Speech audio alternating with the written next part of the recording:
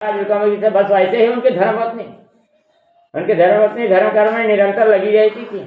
प्रजाओं की भी देखभाल ऐसे करती थी रानी जो है, जैसे कि एक माँ जो है अपने औलाद की देखभाल करती है। इसलिए रानी से भी प्रजाजन में सुख शांति समृद्धि छाया हुआ था। ऐसे प्रजा पालने में तत्पर महाराज उल्कामुख जी अपने भद्रशिला नदी के किनारे भगवान श्री सत्य का पूजन कर रहे थे। इसे भद्रशिला नदी मार्ग से होते हुए एक साधु नाम के बनिया ये व्यापार के लिए चले आ रहा था। निगाह पड़ गई राजा रानी के ऊपर। विचार करने लगे, राजा रानी जो है यहाँ पर नदी के किनारे में क्या कर रहे हैं?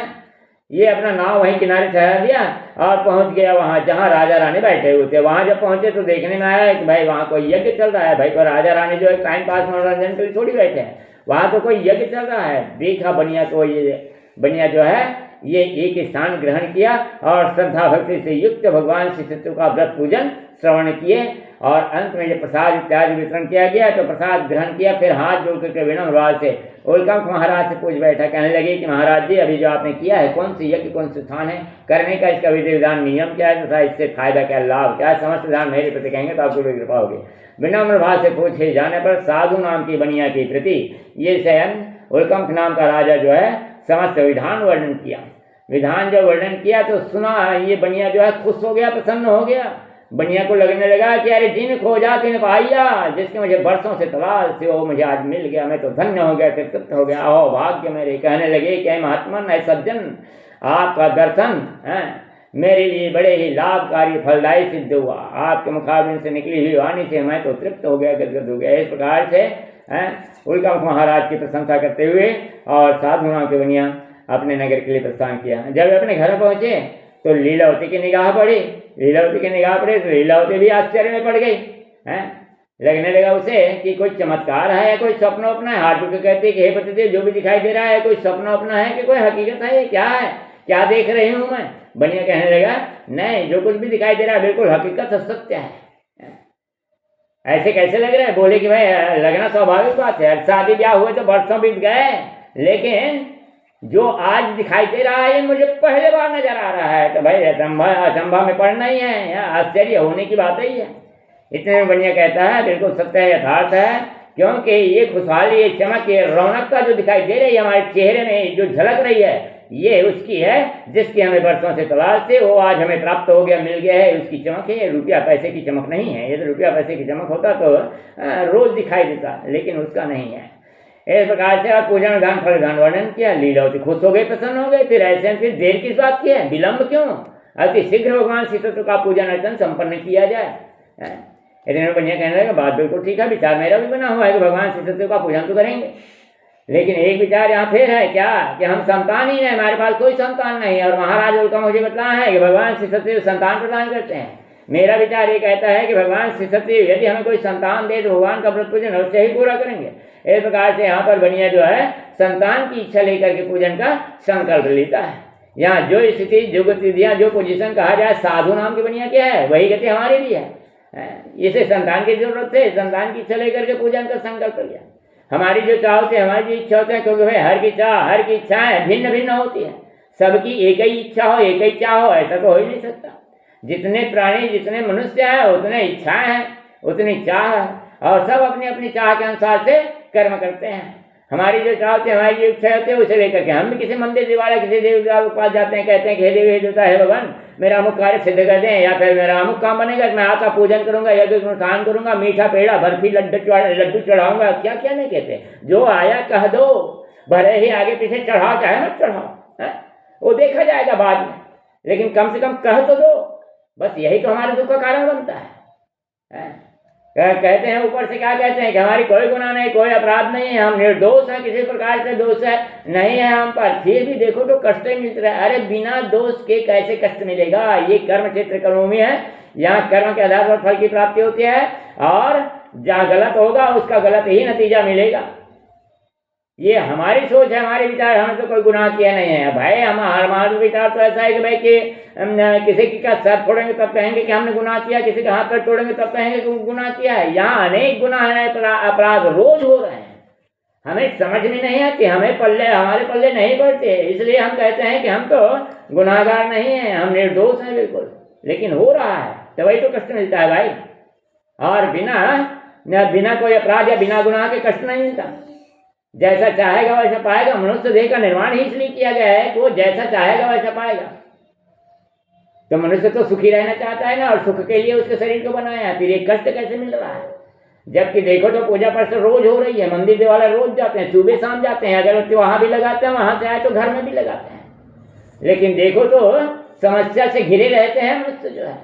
तो इस प्रकार से भगवान ये नहीं कहता कि मेरा पूजा करोगे तो दूंगा, नहीं करोगे तो नहीं दूंगा, ये नहीं कहता। वो तो इतना दिया है छप्पर फाड़ के कि संभालना मुश्किल जा रहा है, संभाल नहीं पा रहा। अब चाहे शरीर का हो चाहे धन दौलत का हो, जिधर भी देखोगे उधर केवल दुरुपयोग हो रहा है।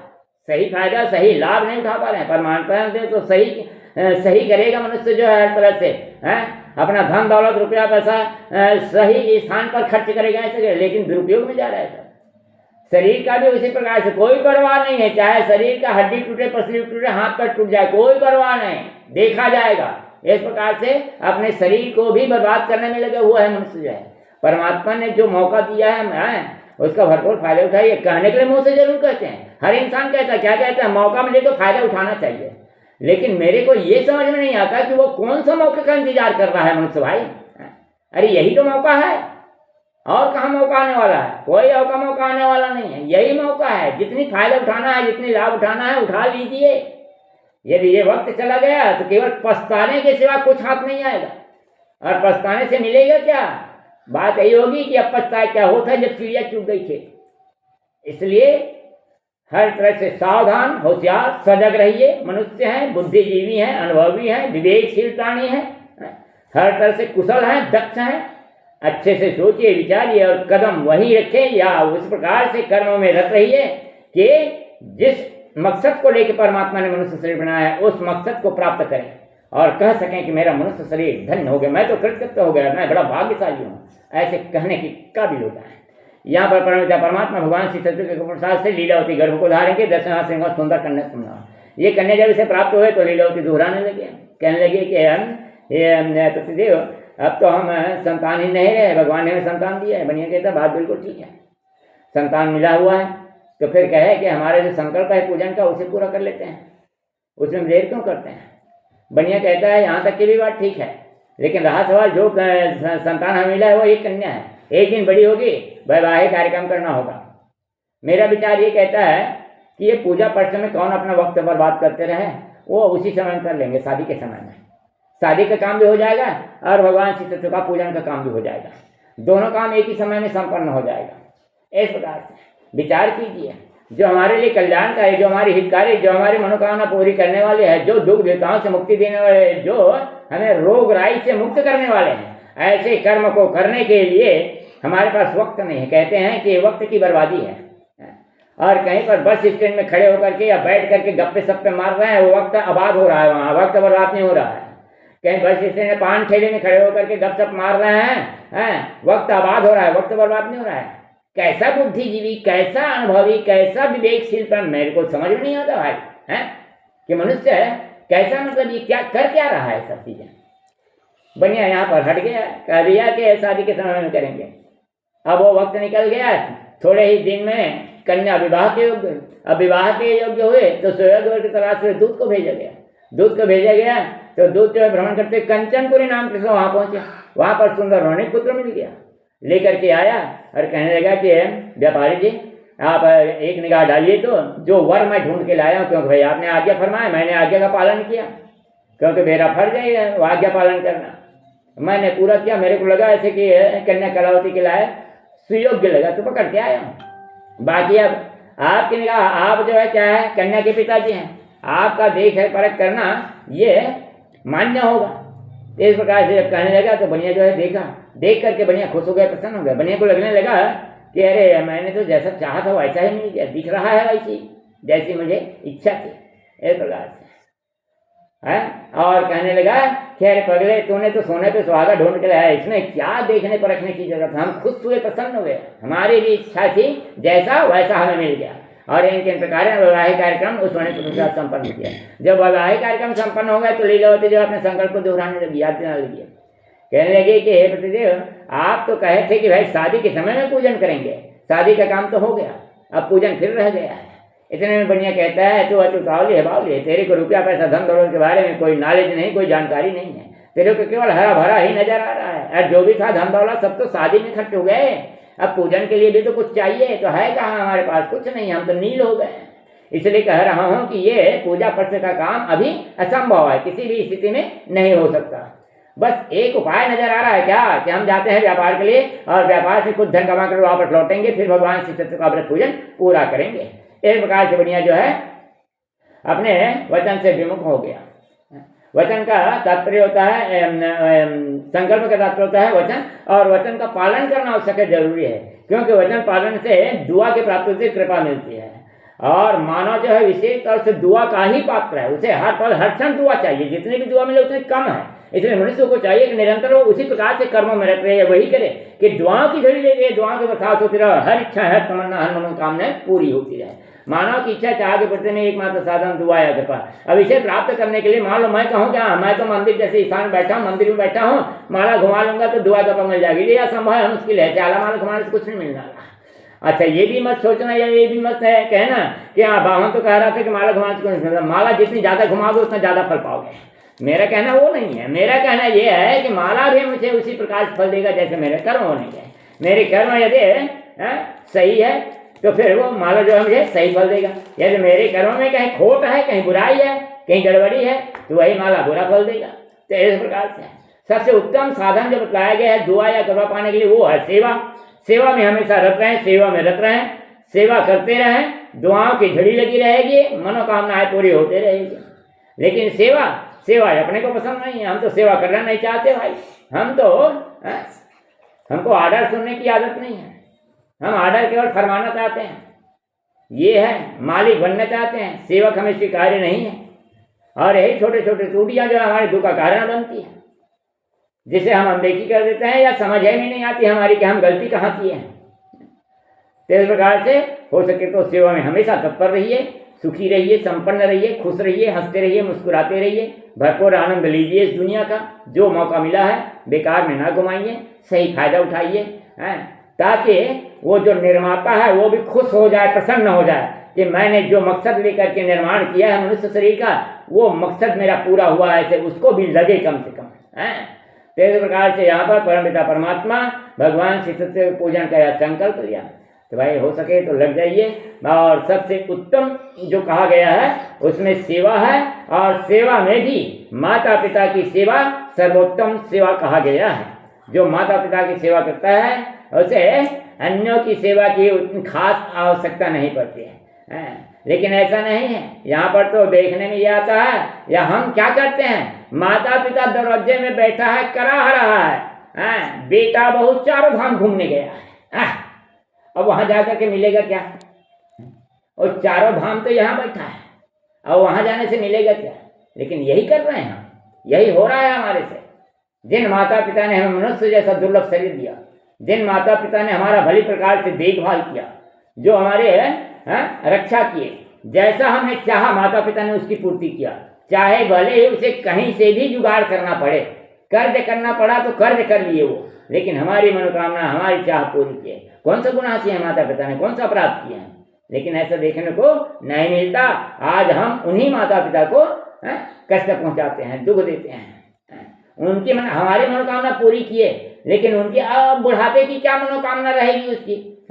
दाल रोटी मिल जाए खुश है, और स्वास्थ्य जो खराब हो रहा है उसमें ध्यान देना है बच्चे को। और क्या करना है? क्या हाथ पैर दबा रहे हैं क्या कि नहीं कि मैं सुबह शाम मेरा हाथ पैर दबाया करो, ऐसा थोड़ी कर रहा है माता पिता। लेकिन नहीं, भोजन देना भी भारी हो गया है, ऐसा है। और यही विपत्ति का कारण है, यही दुख का कारण। इसलिए हो सके तो सेवा में हमेशा निरंतर लगे रहिए, सुखी रहिए, संपन्न रहे। बार बार हमारे यही कहना है। बढ़िया यहाँ पर विमुख हो गया, साथ में जो लेकर व्यापार के निकल पड़ा, कुछ दूर पहुंचे थे, रत्न सारनाथ सूर्यास्त हो गया। सूर्यास्त होने पर ससुर दामाद दोनों एक वृक्ष छांव में विश्राम कर रहे थे। दैवात तथा दैव से हुआ का यहाँ के राजा चंद्र के तुम्हारे जिनका चोरी पड़ गया, चोर धन लेकर किसी मार्ग जिस समय बढ़िया सो रहे थे। चोर देखे कि हमारे पीछे दूध तो गम पकड़े जाएंगे और राजा के द्वारा कठोर दंड को प्राप्त होंगे। बचने के उपाय क्या है? बचने के सरल उपाय भाई चोरी के सामान छोड़ी जाए। चोरी के सामान कहाँ छोड़े? जहाँ बढ़िया सो रहे थे वहीं पर चोरी के सामान छोड़ दिए। चोर आगे बढ़ गए। पीछे जब दूध पहुंचे क्षेत्र में तो देखे तो राजा का सामान इनके पास मिला। विचार कीजिए, जब विपत्ति आने का रहता है, कष्ट आने का रहता है, होने का रहता है, तो वो किसी भी प्रकार से टल नहीं सकता, बिल्कुल अटल है। अब जहाँ राजा राज्य करता था तो वो कोई गांव देहात या ऐसा थोड़ी था, वो तो शहर रहा होगा। शहर में अनेक रास्ते अनेक मार्ग रहे होंगे, कोई एक ही मार्ग नहीं रहा होगा। लेकिन चोरों को देख लीजिए, चोर उसी मार्ग में गए जिस मार्ग में बनिया सो रहे थे। चोरी के सामान छोड़ने के लिए और इनको अन्य जगह नहीं मिला, वो जहाँ बनिया सो रहा था वही जगह मिला इनको चोरी के सामान छोड़ने के लिए। क्योंकि भाई घटना बनिया के साथ घटने का है ना, तब क्या करोगे, कोई टाल नहीं सकता उसे। होने का है, होगा ही। हाँ, बस टाल सकता है तो केवल हमारे कर्म ही टाल सकते हैं। इसका वर्णन हम पहले ही कर चुके हैं। मनुष्य जो है कर्म के आधार पर ऐसा कर सकता है कि वो ब्रह्मा के रेख को भी मिटा सकता है। ऐसा कर्म करने में मानव सक्षम है। तो मनुष्य जो है अपने कर्म के द्वारा वो टाल सकता है भले, लेकिन यदि वास्तविक में होनी है तो वो होकर के ही रहेगा। अब बनिया के साथ घटना घटने का जरूरत का है, सब योग बन गए उसके। वहां पर चोर भी उसी मार्ग में चले गए, चोरी के सामान भी उसी के पास छोड़ दिए और चोर आगे बढ़ गए। पीछे जब दूर पहुंचे तो देखे तो राजा का सामान मिला, तो उनको जगाया उनको फिर, क्योंकि ये घोर निद्रा में थे। इनका नाक बज रहा था बनिया का, ससुर दामाद दोनों सो रहे थे, घोर निद्रा में थे। जगाए इनको, अरे पागल उठो, क्या जताना चाहते हो आप, क्या दर्शाना चाहते हो, ये माल पानी लिस्ट सब कहाँ से लेके आए हो। उठे भैया वो बनिया जो है, आँख मिंजने लगे। देखे, बोले पता नहीं जी कौन ला करके रखा है इसके बारे में, आप तो देख रहे हो, आप तो हमको जगाए, तब हम उठे। हाँ, वो सब हमें मालूम है, हम सब देख रहे हैं, सब जान रहे, लेकिन रात वाल ये माल पानी आया कहाँ से इतना है, यही तो बात, दुख की बात है ना। यहाँ इतने बढ़िया कहता है इसके बारे में। हाँ, फिर बोले कि भाई चलो राजा के दरबार में। राजा के दरबार में जब जाओगे तो वहीं फैसला होगा, हकीकत क्या है, आप गुनाहगार हैं या नहीं है, वहीं समझ में आएगा। अब ले गए दरबार में चंद्रकेतु महाराज के। चंद्रकेतु महाराज, जबकि नियमानुसार राजा का कर्तव्य बनता है कि वो जो गुनाहगार है उसकी तलाश करे, ढूंढे और उसको पकड़े, ये राजा का फर्ज बनता है। लेकिन नहीं हुआ ऐसा यहाँ पर। यहाँ तुंगरदेव महाराज देखे तो कहे कि अरे जितना भी धन संभाला है उसके बाद छीन लो, उनको दोनों को जेल में डाल दो। ये हाल हो गया बनिया का। इधर जेल में सड़ने लगी अब बनिया। कुछ देर के बाद में से, कुछ दिन बीतने के बाद में हुआ क्या कि एक दिन ऐसी ही कलावती लीलावती तो दर दर की ठुकवा से भिक्षा मांगकर जीवनोपार्जन कर रहे थे, क्योंकि चोर लुटेरे डाकू लूट गए। यहाँ पर भी धन संपदा सब छीन गया बनिया का, हाल बेहाल हो गया पूरा। इसी प्रकार से एक दिन कलावती जो है ऐसे भीख के लिए घूमते रही। प्यास लगी, प्यास से व्याकुल एक ब्राह्मण का घर में ही प्रवेश किया जल पीने की इच्छा से। वहां जब देखे तो वहां पर तो भगवान श्री सत्य का पूजन चल रहा था। श्रद्धा भक्ति से युक्त स्थान ग्रहण कर भगवान की महिमा सुनने लगे। भगवान श्री सत्य का व्रत पूजन जब संपन्न हो गया, प्रसाद प्रसाद ग्रहण के, और प्रसाद ग्रहण करने के बाद ये पुनः भगवान को दंडोत प्रणाम कर वापस अपने घर को प्रस्थान की। लीलावती को प्रसाद प्रदान की। लीलावती के हाथ में जो ही प्रसाद लगी, लीलावती को होश आ गया, जग गई लीलावती, सजग हो गई। क्या किसी समय में हमने पूजन का संकल्प लिया है और वो संकल्प हमने आज तक पूरा नहीं किया। शायद हो सकता है वही हमारी विपत्ति का कारण हो, वही हमारे दुख का कारण हो, वही हमारी दरिद्रता का कारण हो। ये लीलावती को होश आ गई, जग गई वो। और फिर दूसरे दिन माँ बेटी दोनों व्रत धारण किए भगवान श्री सत्यदेव का यथाशक्ति जैसे बन पड़ा। भाई भीख मांग करके जो उपार्जन करते क्या बन पड़ेगा, लेकिन टूटा फूटा जो भी रहा होगा उनके पास में, बस उसी से। क्योंकि भगवान तो भाई भाव के भूखे हैं, भाव के प्यासे हैं, भाव से ही भक्त पर कृपा करते हैं, भाव से ही भक्त को देते लेते रहते हैं। परम पिता परमात्मा जगदाधार के या भाव ही प्रधान है, भाव से ही उनका सारा कारोबार चलता है। तेरे प्रकार भाव विभोर होकर के लीलावती कलावती पूजन अर्चन संपन्न की। भगवान श्री सत्य प्रसन्न हुए। प्रसन्नता के परिणाम स्वरूप भगवान श्री सत्य चंद्रकेतु महाराज को रात्रि में दर्शन दिया। चंद्रकेतु महाराज रात में भगवान का दर्शन किया, दंडवत प्रणाम किया। भगवान श्री सत्य बोले कि चंद्रकेतु महाराज, आपसे एक अपराध हुए, क्या साधु नाम के बनिया को दंड देना तो उचित नहीं हुआ। अभी भी कुछ नहीं बिगड़ा है। कल प्रातः काल होते ही हालांकि तो दोषी है, इतना वक्त तूने उसका बर्बाद कर दिया है बनिया का, तो उचित नहीं हुआ। फिर भी यह एक उपाय हम कहते हैं, उसे पूरा कर लेना, आपका कल्याण ही होगा। कल प्रातः काल होते ससुर दामाद दोनों को जेल से मुक्त कर देना। जितना धन उनसे छीना है उनसे दुगना धन प्रदान कर और दोनों हाथ जोड़ करके माफी मांग लेना। बस इतना सा कार्य करने का है। मान लो इतना सा कार्य नहीं हुआ तो जान ले कि तेरी बर्बादी शुरू हो जाएगी। राजा से रंग हो जाएगा, फकीरों के पर घूमेगा, दर दर की ठोकर खाते, भिक्षा मांगना पड़ जाएगा, कभी भूखे भी सोना पड़ेगा। गद्दा का सोने वाले एक बिछौना नसीब न होगे तो होश ठिकाने लग जाएगी। ये संसार सागर कर्म क्षेत्र है, सबको अपना अपना कर्म करना पड़ता है, फिर चाहे वो देवी हो, चाहे देवता हो, चाहे भगवान हो, चाहे मनुष्य हो। ऐसा नहीं है कि मनुष्य को करना पड़ता है बाकी देवी देवता भगवान को माफ कर दिया है, तो वैसा नहीं है। ये क्षेत्र, ये जगह ऐसा जगह है यहाँ किसी को माफी नहीं मिलती। जो जैसा करता है उसके आधार पर उसको फल की प्राप्ति होती है। कर्म प्रधान विश्व कर राखा, इसलिए कहा गया है कर्म प्रधान विश्व कर राखा, जो जस करे सो तस फल चाहता है। इस प्रकार से बोले कि मेरा जहाँ तक कि कर्म बना मैंने पूरा किया, अब आपका कर्म है, क्या करना है क्या नहीं करना है, मैंने तो अवगत करा दिया। इस प्रकार से कह करके भगवान अंतर्ध्यान को प्राप्त हुए। अब यश चंद्र के महाराज कहाँ से निद्रा है? जब इस प्रकार से घटना घट गई तो कहाँ से नींद आएगी? लोट पोट करने लगा। इन प्रकार रात बीती, प्रातः काल हुआ, सभा का आयोजन किया और सभा सुनने के माध्यम से संपूर्ण दान का सुना। दूत के द्वारा ससुर दामाद दोनों को जेल से मुक्त किया गया। बहुत काल बीत गया था, इसलिए इनके 6 कर्मचारी करवाए गए। नए नए वह आभूषण उन दोनों को सुसज्जित किया गया। फिर प्रभु आगे का पालन को वही जो रात्रि में कहा गया था उन वचनों का पालन करते हुए इसे दुगना धन प्रदान किया। दुगना धन प्रदान किए, क्षमा प्रार्थना करने लगे, कहने लगे कि व्यापारी जी मैं आपको जाना नहीं पहचाना नहीं, अनजाने में मैंने आपको कठोर दंड दिया, जिसके लिए मैं क्षमा प्रार्थी हूँ, मेरे अपराध क्षमा कीजिए। इस प्रकार से क्षमा प्रार्थना करने लगे। वास्तविक में चंद्रकेतु महाराज अनजाने में अपराध किया था, इसलिए इनका अपराध क्षमा को क्षमा हो गई। हम जो अपराध करते हैं, हम जो गलतियाँ करते हैं, जानबूझ करते हैं, जानते हैं कि अनुचित है फिर भी करते हैं, जानते हैं कि परिणाम बुरा मिलेगा फिर भी करते हैं, कहते हैं हाँ फल को देखा किसने है जी, जब मिलेगा तब देखा जाएगा। हैं भैया, कर्म किया है तो फल जाएगा कहाँ? वो तो आएगा, आज नहीं कल, कल नहीं परसों, जल्दी नहीं देरी से, लेकिन किया हुआ कर्म निष्फल नहीं जाता, वो बिल्कुल मिलेगा ही। अच्छा मिलने में बड़ी खुशी होती है, प्रसन्नता होती है, उछलते हैं हम कि बहुत मजा आया, फल अच्छा मिला। फल कहीं बुरा मिला तब क्या करें? अब जाएं कहाँ? जब कहीं कुछ भी नजर नहीं आता तो अपने ही माथे को पीटता है, कहता है कि मेरे भाग्य में ये लिखा है। क्या लिखा है भाग्य में? भाग्य में वही लिखा है जो तूने किया है, क्योंकि कर्म ही भाग्य का निर्माण करता है। अब कोसता है भाग्य को। बुद्धिजीवी है, इसलिए बुद्धि उसकी तेज है, ये यहीं तक सीमित नहीं रहता है और किसी पर भी आरोप लगा देता है। ऐसा बुद्धिजीवी है मनुष्य जो है, किसी पर भी आरोप लगा देगा, भले ही वो निर्दोष है, गुनाह नहीं किया है, निर्दोष मतलब निरपराध है वो, लेकिन उस पर भी आरोप लगा देता है। ऐसा बुद्धिजीवी है, यहीं तक के सीमित नहीं रहता।